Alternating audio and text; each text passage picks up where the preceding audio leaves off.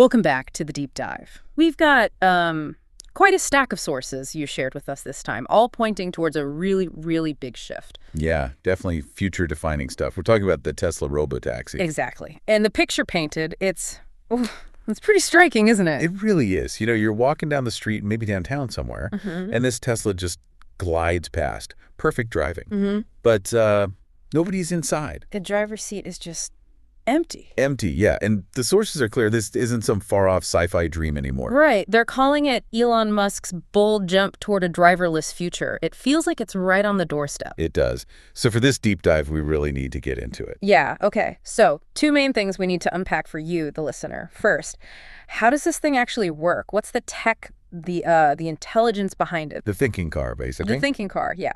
And second, this is the big one, the huge societal changes this could unleash. We're talking permanent shifts. Right. Not just about getting from A to B. Definitely not. Okay, so let's start with the basics, the mechanics.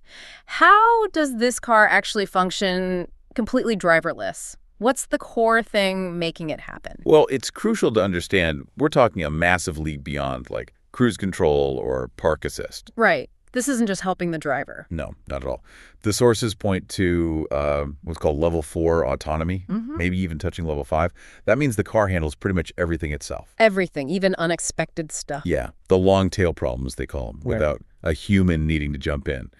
And the core, it's the very sophisticated AI, Okay. a deep neural network specifically, running on Tesla's own custom chip, the FSD chip. FSD, full self-driving. Okay. And the sources keep mentioning this AI because it's not just following map directions, it's processing insane amounts of data, real time. From cameras and sensors. Exactly. Cameras, radar, other sensors.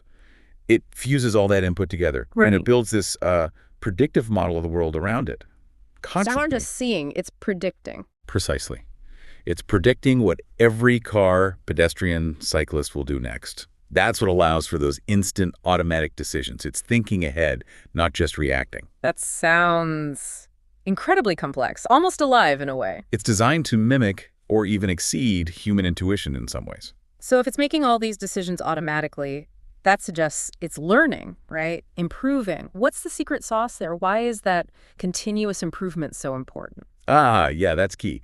The sources highlight two things: data and machine learning. Okay. First, the sheer amount of data. Tesla has millions of cars out there driving billions of miles. And that data from all sorts of real-world driving situations feeds back into the system. It trains the neural network, especially on those weird, rare edge cases. Like a construction zone with confusing signs and maybe a dog running out. Exactly. Stuff that's hard to simulate. And the second part is the crucial machine learning upgrades the sources talk about. Meaning The AI isn't static. It gets updated over the air, potentially to millions of cars at once. so the whole fleet gets smarter together. Instantly. Yeah. Or, very quickly. It's an exponential kind of learning. Every update incorporates the collective experience. It evolves way faster than teaching a human driver new tricks. Okay, but hang on. If you're pushing out these massive software updates constantly, that sounds like a legal nightmare waiting to happen. Yeah. I mean, who's responsible if the AI messes up 5 minutes after an update? Is it Tesla? The algorithm? You've absolutely hit on the core tensions here. It's a huge challenge. We'll get more into that when we talk about government hurdles. Okay. For now, technically, the system has redundancies, validation, all aimed at minimizing risk. But yeah, the liability question, it fundamentally shifts away from the driver. Yeah. That's a massive legal shakeup. Right. Okay, let's park that liability question for a moment. Moving away from the deep tech, let's just talk practicalities. For you, the listener, how does this actually change your life, your travel? Well, the sources describe a really fundamental shift. It's less about owning a car, more about consuming mobility, like a service. Mobility as a service. Heard that phrase before. Yeah. And the vision is that this could change travel forever. The immediate thing is, sure, convenience. Right. Just summon a car. Exactly. But it's also about efficiency and cost. Think about your commute. Don't remind me. Huh, Yeah. right. But imagine that time becoming productive. Or just relaxing, you're not driving. Okay, I like the sound of that. And then there's the cost. These robotaxis, they can operate almost 24/7.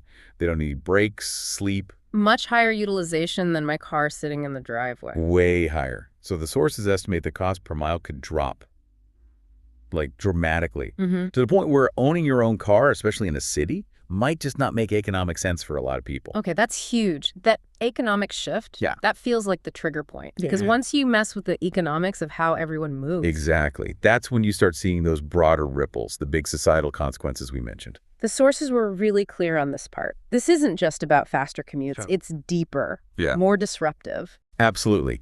Connecting it to the bigger picture, you see these 4 major areas where widespread autonomous transport really starts to cause friction.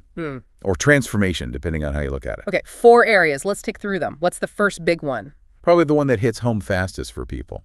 Yeah, I think so. It's the job question. Ah, right. The sources framed this as pretty unavoidable, didn't they? A major tension. They did. And it's important we stay impartial here, just reporting what the sources say. They don't predict exactly what happens, but they pose the stark question. Okay. Will this technology just make transport more efficient? Or will it lead to the replacement of millions of jobs? Millions. That's Yeah. Well, I'm not just taxi drivers, I assume. Oh, far beyond that. Think about long-haul trucking. That's a huge employment sector in many places. Truck drivers, yeah. Delivery drivers, logistics workers, maybe even roles like dispatchers, whose jobs could be handled by algorithms managing the fleet. So anything involving moving goods or people professionally is potentially impacted. Potentially, yes. The AI's ability to navigate safely over long distances, tirelessly, it fundamentally challenges the need for human labor in that whole movement sector. It's an economy-wide thing. Okay, that's a lot to think about. So if you take millions of drivers off the road, replace them with these optimized machines, the physical world has to change too, right? The sources said this could change the shape of cities. How? Yeah, this is fascinating and maybe one of the most radical outcomes. If cars don't need human drivers and are constantly moving, managed by a network. They don't need to park as much. Exactly. Or not in the same way. Think about how much land in our cities is just parking, lots, garages, curbside spots. That's a huge amount, especially downtown.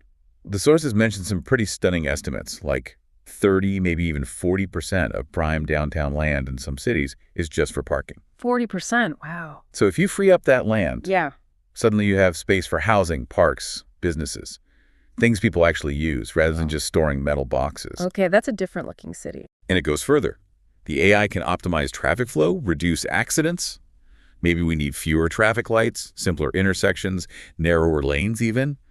It changes urban design, how cities spend money on infrastructure. It naturally leads to the next point, right? If infrastructure changes that much, governments have to get involved. The regulations. Oh, absolutely. This technology basically runs headlong into existing laws.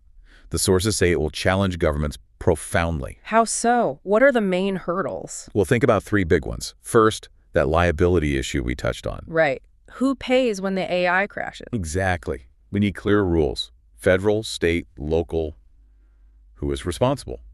Especially when the AI is constantly learning and updating. It's tricky. Okay, liability. What else? Second, money. City budgets often rely heavily on driving-related income. Parking tickets, fines, fuel taxes. If people drive less, own fewer cars, maybe switch to electric robotaxis, those revenue streams could dry up. Governments need to figure out new ways to fund things. That's a big practical problem. Right. And the third? Harmonization. Yeah. Right now, traffic laws can be different everywhere, state to state, even city to city. True. But an autonomous fleet, it needs consistent rules to operate efficiently and safely across borders. So governments have to coordinate, standardize, catch up to the tech, basically. It's a huge regulatory lift. Okay, liability, funding, consistent rules, massive challenges for government and all this. The tech, the jobs, the cities, the laws. It brings us back to the individual, doesn't it? The sources mention one last, really provocative consequence. Yeah, that the robotaxi will redefine the meaning of car ownership. Redefine ownership. What does that mean practically? Well, think about how most people view cars now. It's an asset, right? Something you buy, maybe you love it, maybe it's just transport. But It financially... loses value the second you drive it off the lot. Exactly. It's a depreciating thing. And it sits unused. Yeah. What, 95% of the time? Probably, yeah, if not more. The robotaxi model just flips that completely on its head. Yeah. The car isn't your idle asset anymore. It's part of a constantly working fleet, a utility. Like electricity or water? Sort of, yeah. Managed by a network. You're not buying the car itself. You're subscribing to the mobility service it provides. So you pay per trip or a monthly fee, maybe? Probably something like that. And the whole idea of needing your car, sitting in your driveway, It starts to feel different, maybe unnecessary. If you can just instantly summon a clean, efficient, self-driving car whenever you need one. And potentially for less money overall than owning, insuring, maintaining your own vehicle. Yeah. Why deal with the hassle and expensive ownership? It changes the whole psychology. Okay, so let's try to wrap this up. What's the big takeaway here? We've gone through a lot. It feels like a real duality, doesn't it? Yeah, definitely. On one side, you have this incredible technology, this AI that can perceive, predict, learn. Like you said, the car thinks. It's a genuine leap forward. A marvel of engineering, really. Sensor fusion, machine learning, network effects. But then on the other side, that same brilliant tech acts like a huge disruptor. It forces society to confront some really tough questions. Right. Widespread job displacement is a big one. The potential need to completely redesign our cities and infrastructure. And fundamentally challenge how governments regulate and fund themselves. Plus, how we personally relate to transport. It's, yeah, an immense leap, but also a massive reckoning, like the sources suggest. And that reckoning really crystallizes around that idea of ownership, I think. It leaves you with a really pointed question. Which is? Well, if a car is always working, always connected, always being updated by this central intelligence, and you can access that service instantly, maybe cheaper than owning, then what are you actually buying when you buy a traditional car today? Does that concept of personal ownership of that big metal box sitting idle, does it even make sense in that driverless future? Does owning a car become obsolete? That's the question this technology forces you, me, everyone to start thinking about, really thinking about. Wow. A truly fascinating look at this. Thanks for digging into those sources with me. Lots to mull over there. Definitely. Until the next deep dive.